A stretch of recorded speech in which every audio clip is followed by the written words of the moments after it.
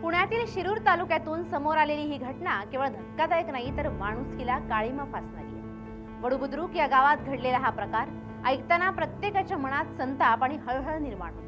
ज्या आईनं लेकराला जन्म दिला त्याच लेकराने तिच्यावर हात उगारावा ही कल्पनाही असह्य आहे। या घटनेत एक वृद्ध आई जिने आयुष्यभर आपल्या कुटुंबासाठी कष्ट केले, मुलांना वाढवलं, त्यांचं भविष्य घडवलं, तिलाच तिच्या सावत्र मुलगा आणि त्यांच्या कुटुंबियांकडून अमानुष मारहाण सहन करावी लागली। आईच्या हातातील मायेचा स्पर्श अनुभवत मोठं झालेलं मूल एका क्षणात इतकं कठोर कसं बनू शकतं हा प्रश्न प्रत्येकाला पडतो।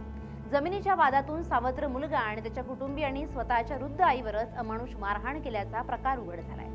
शिरूरमधून एक अत्यंत धक्कादायक संतापजनक अशी घटना समोर आली आहे। वडूबुद्रुक येथे नात्यांना काळीमा फासणारी घटना घडली आहे। मागील काही दिवसांपासून जमिनीच्या वाटपावरून कुटुंबात वाद सुरू होता।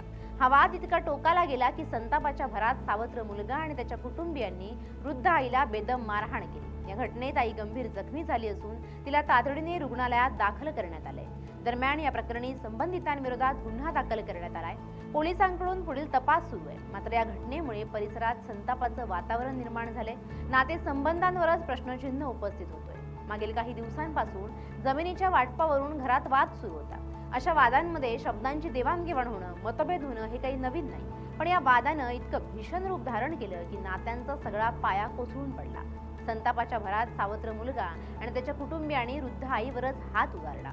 ही केवळ मारहाण नव्हती तर एका आईच्या ममतेचा, तिच्या त्यागाचा आणि तिच्या अस्तित्वाचा अपमान असल्याच्या प्रतिक्रिया पाहायला मिळत आहेत। मारहाण इतकी क्रूर होती की त्या वृद्ध आईला गंभीर जखमा झाल्यात। वेदनेनं विव्हळत असताना तिला तातडीनं रुग्णालयात दाखल करावं लागलं। त्या आईच्या डोळ्यातल्या वेदनेचा आणि विश्वासघाताचा भाव पाहून कोणाचंही मन पिळवटून जाईल। ज्या लेकराकडून आधाराची अपेक्षा होती त्याच लेकरानं आयुष्याच्या शेवटच्या टप्प्यावर असा घाव घालावा यापेक्षा मोठं दुःख कोणतं असू शकतं। या घटनेमुळे केवळ एक कुटुंब उद्ध्वस्त झालेलं नाहीये तर समाजालाही विचार करायला भाग पाडलेला आहे। आजच्या धावपळीच्या आणि स्पर्धेच्या युगात नाती की कमकुवत होत चालली आहेत का? संपत्ती, जमीन जुमला, पैशांचा मोह यासाठी माणूस इतका आंधळा होतोय का की त्याला आपल्या आई वडिलांचंही भान राहत नाही? आई म्हणजे माया, आई म्हणजे आधार, आई म्हणजे निस्वार्थ प्रेमाचं मूर्तिमंत रूप। ती आयुष्यभर स्वतःच्या इच्छा आकांक्षा बाजूला ठेवून आपल्या लेकरांसाठी जगते।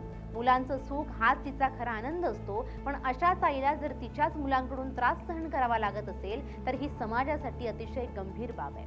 या घटनेनंतर परिसरात संतापाची लाट उसळली आहे। ग्रामस्थांमध्येही या प्रकाराबद्दल तीव्र नाराजी आहे। ज्यांनी आईवर हात उगारला त्यांना कठोर शिक्षा झालीच पाहिजे अशी भावना सर्वसामान्य नागरिक व्यक्त करतायत। दरम्यान पोलिसांनी या प्रकरणाची गंभीर दखल घेत संबंधितांविरोधात गुन्हा दाखल केलाय।